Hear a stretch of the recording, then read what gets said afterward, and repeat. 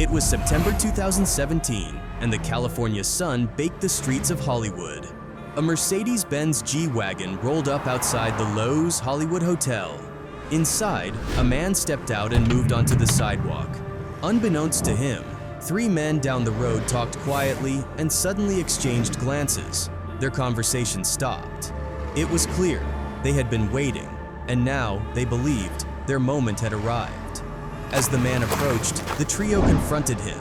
In the start, only words were exchanged. It was heated. But suddenly, one of the three men pulled a gun. Shots exploded. Blood spilled across the sidewalk. The man was hit once, twice, 3 times, but he didn't fall easy. The man, despite his injuries, managed to stand and drag himself into a nearby business for shelter. The assailants fled the scene. 2 ran off on foot, while the third escaped in a gold Cadillac Escalade. Inside the store, the man fought to stay conscious. Police arrived, swarming the scene, and news spread fast. A famous rapper had just been gunned down in broad daylight. His name, Young Dolph.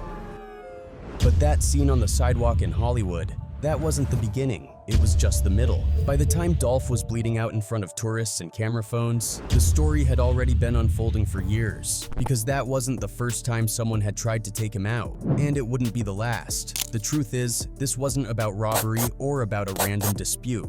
This was about tension that had been building since Dolph first stepped into the game. A Memphis rapper who refused to fall in line, a boss who wouldn't sign the papers, and a man who, in doing so, made a powerful enemy.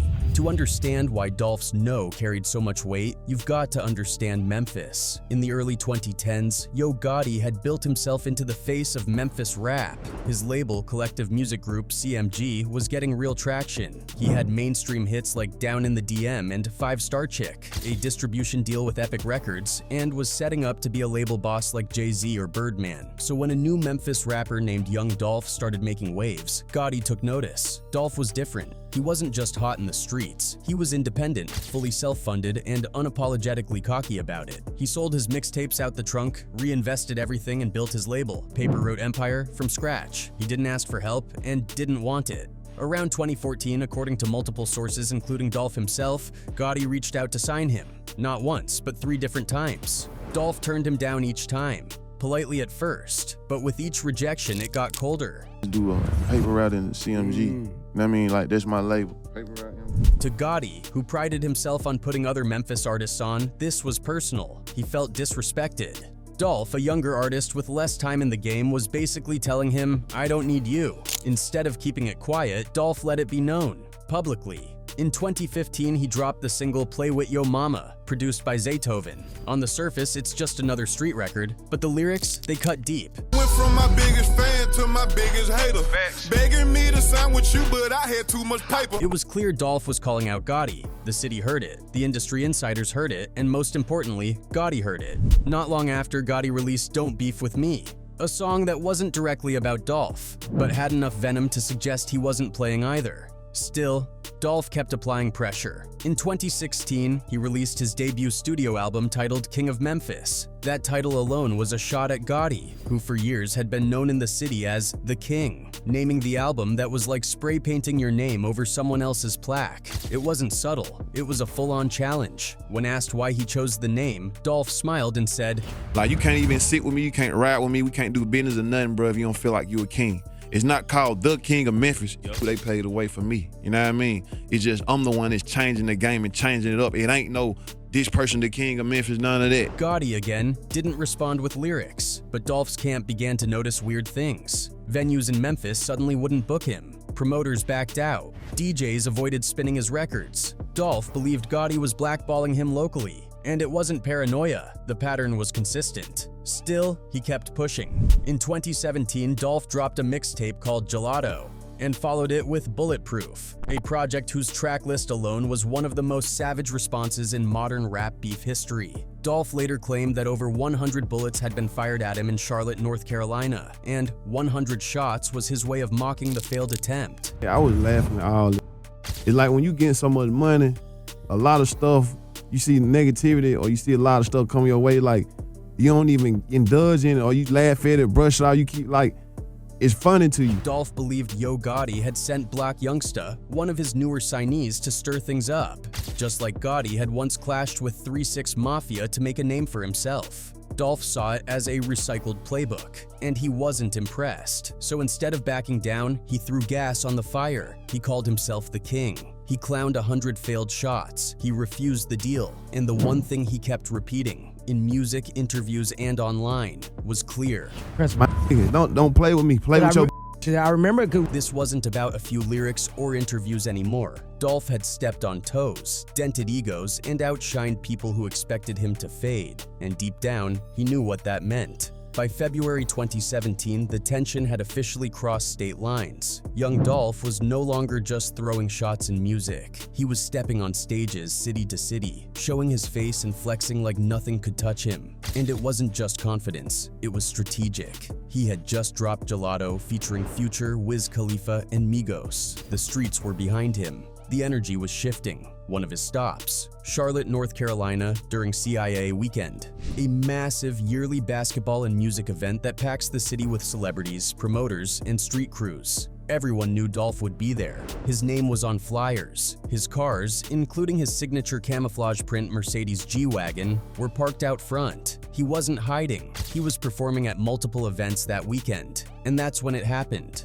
February 25th, 2017, Charlotte's South End. Dolph pulled up near the Shamrock Auto Wash, just off the 600 block of North Caldwell Street. The area was packed. Fans, bystanders, and Dolph's team were around. Then, gunfire. Over 100 rounds were fired. Automatic rifles, handguns. Dozens of shell casings were left behind. People hit the ground. Witnesses ran. And through the smoke and chaos, one thing became clear. Somebody had just tried to murder young Dolph in broad daylight. But when it all cleared, he wasn't even scratched. The G-Wagon he rode in was custom bulletproofed, a move he made just months before after getting threats tied to the Gotti situation. Dolph later addressed it directly. How did you really spend $300,000 on that bulletproof truck in Charlotte? I spend more money than that on bulletproof vehicle. So was that your truck, or did you rent? Like, Let's talk about something. I don't even want to talk about Charlotte. And whoever, everybody else lose. That truck saved his life. He didn't just survive, he taunted them for failing. Leaving a day party, we was headed to where we was headed to. Pull out block on a day party, get up the street. They started shooting, they shot. Yeah, I had another party to go to that night.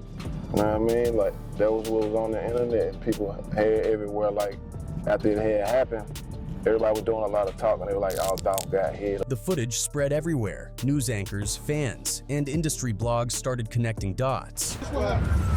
I'm standing up there, I seen him pull off right here. Yeah, pull off right here. Bro, a truck came from right here, pulled up, slammed on brakes. Ain't like a fucking movie, bro. Yeah, they start shooting and they're backing up. They put the car in the truck on the first. That's how they start backing up. Yeah, they're backing up. I saw them. Charlotte Mecklenburg police recovered security footage, ballistic evidence, and witness statements. And soon they issued arrest warrants. One of the men they were looking for, Black Youngsta, a Memphis rapper signed directly to Yo Gotti's CMG label. Police said Black Youngsta, along with Frederick Black and Antavius Gardner, had rented a white Mercedes-Benz van from a Hertz in Atlanta. That van matched the one seen fleeing the scene. When it was later found abandoned, officers recovered multiple firearms, including an assault rifle, handguns, and rental paperwork under Sammy Benson, Black Youngsta's real name. On May 16, 2017, Black Youngsta turned himself in. He was charged with 6 counts of discharging a firearm into occupied property and 1 count of felony conspiracy. But when reporters caught him outside, he smiled, shrugged it off, and said, "I'm innocent, I ain't fire nothing, I don't know what they talking about." Then Dolph, never one to stay quiet, released his own statement loud and clear through music. On his track, 100 Shots, he rapped, 100 shots. How the you miss a whole 100 shots? In interviews, he let it be known. He saw it all coming. And now behind the scenes, he was upgrading security, tightening his circle, and getting even more calculated with every move. Because even though the charges against Black Youngsta were eventually dropped, due to weak witness testimony and no one snitching, everyone in the streets already knew what time it was. This wasn't a robbery. It wasn't random. This was a hit. Planned, tracked, crossed state lines, and it failed. Everybody know it, you know what I'm saying? Like, they tried to pull a move. They tried to get me in the car. You know what I'm saying? Like everybody see that my haters is bigger than life. if you think I'm finna go out like Pac and Biggie, you must be stupid. You know what I'm saying? Like this 2017, I can't do that, and I ain't going out like that. Like, you gonna have to try harder. Charlotte proved one thing. Whoever was after Dolph wasn't just trying to scare him, they wanted him gone. 100 rounds, a state-to-state hit, and still, he walked away untouched. But 7 months later, they tried again. And this time, they got a lot closer. Same year, same target, new location. It was September 26, 2017. Young Dolph had flown into Los Angeles for BET Hip Hop Awards weekend. Parties were popping, artists were everywhere, and industry eyes were locked on the scene. Dolph was staying at the Lowe's Hollywood Hotel, right near Highland Avenue, one of the busiest intersections in the city. His arrival wasn't quiet. Social media was buzzing. Everyone knew he was in town, and so did his enemies. What nobody knew was that Yo Gotti's crew was staying in the same hotel. Not rumor, fact. Confirmed by LAPD and multiple outlets. Both camps, same building, same day. It only took one moment for it all to explode. According to police, around 1 p.m., Dolph was outside near the hotel entrance when he got into a heated argument with 3 men. And detectives say just before 1 o'clock this afternoon, he was shot. Detectives say 3 men approached him right in front of Lowe's Hollywood Hotel today, where all 4 were guests. There was a fight, young Dolph fell to the ground, and that's when one of the 3 suspects opened fire. 3 bullets hit him, 1 in the arm, 1 in the buttocks, 1 in the abdomen. He dropped, but he didn't stay down. In classic Dolph fashion, he dragged himself across the sidewalk and into a nearby shoe store for safety. Paramedics arrived quickly. He was taken into emergency surgery at a nearby hospital, and at first his condition was listed as critical. But later that day, the reports changed. He would survive. The LAPD immediately detained multiple people, including Corey McClendon, a known associate of Yo Gotti. He was arrested 2 blocks away from the scene, questioned, and booked on suspicion of attempted murder. Now we know who police want to talk to help fill in the blank. The LAPD now wants to talk with rapper Yo Gotti following a shooting in front of Lowe's Hotel in Hollywood. The individual you've mentioned has been possibly identified as being involved in what took place earlier. To what degree, we have no idea. But within 48 hours, McClendon walked. No charges, no cooperation, no witnesses, just like Charlotte, just like Memphis. Still, the message couldn't be clearer. This wasn't random. The LAPD now wants to talk with rapper Yo Gotti following a shooting in front of Lowe's Hotel in Hollywood. The individual you've mentioned has been possibly identified as being involved in what took place earlier. To what degree, we have no idea. Back then, he had bulletproof armor to protect him. This time he didn't. No truck, no barrier, just his body, and a mindset that refused to break. When Dolph got out of the hospital, he didn't retreat. He didn't vanish. He announced an album. Hey, we at the hospital, Jack. You know what I mean? Y'all know the time me, this right here don't stop. Legendary Shout out to Pop, shout out to Easy, shout out to Biggie. You know what I mean? Y'all know what's up, man. New album dropping this week. That album was called Thinking Out Loud, and it dropped just 1 week later. The tone had shifted. Still defiant, still independent, but deeper, darker. He knew now that this wasn't just about music. He wasn't being dissed. He was being hunted. In one video that surfaced later, a reporter asked if his worldview had changed after nearly dying. Dolph just smiled and said, Stay away from suckers. You know what I'm saying? Keep doing what I'm doing. You know what I mean? It's a big world. We got a lot of money to get. Yeah. Stay focused. He wasn't slipping. He moved smarter, quieter. In that silence, it wasn't just on Dolph's side. Black Youngsta, who had been loud after Charlotte, went ghost. Yo Gotti, who never said much directly, didn't say a word. No diss records, no Instagram antics, nothing. And in this kind of war, when your ops stop talking, it usually means one thing. Young Dolph had been hunted in Charlotte. He was nearly taken out in Hollywood, but both times, he walked away. And maybe that's what made what happened next so disturbing, because when they came for him again, they didn't miss. And this time, it was in the one place he should have been protected. November 17th, 2021. It was supposed to be a regular day. Young Dolph had just flown back into Memphis, the city that raised him, the city he always represented, even when it tried to bury him.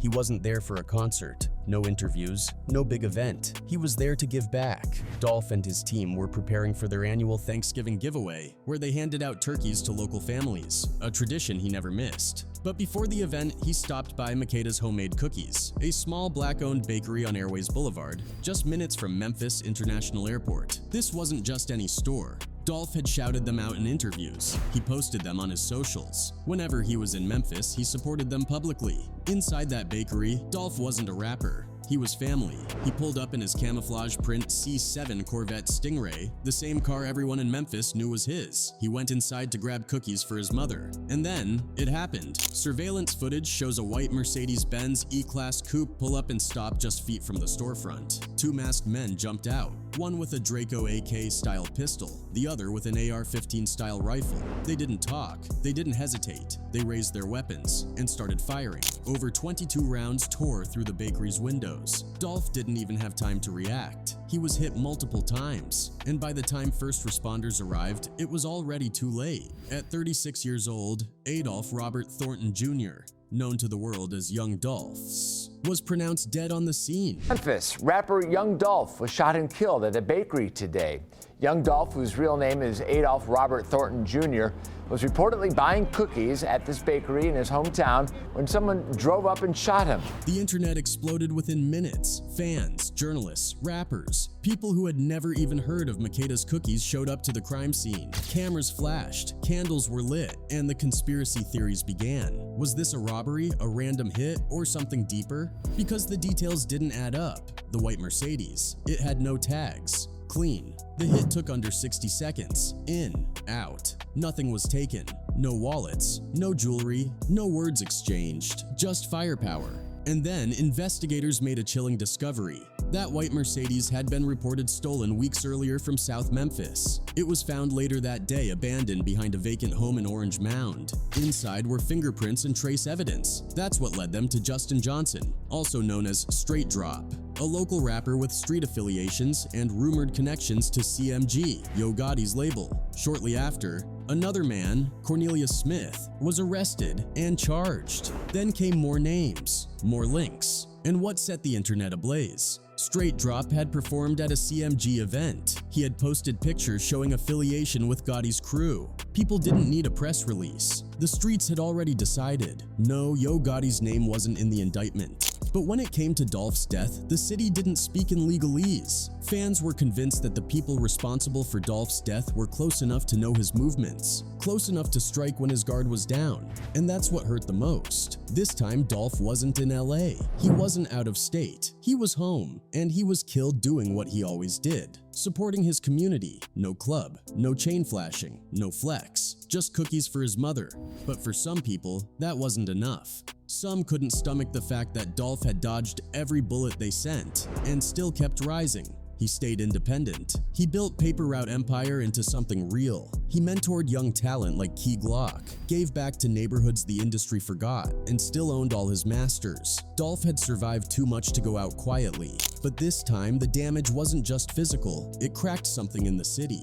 He was gone. And the silence that followed, it wasn't peace. It was the sound of names about to fall. The death of young Dolph didn't just hit Memphis hard. It exposed everything. The streets, the industry, the labels, the fake love. In the days that followed the murder, the police were tight-lipped, but the streets were already talking. People wanted names, wanted answers.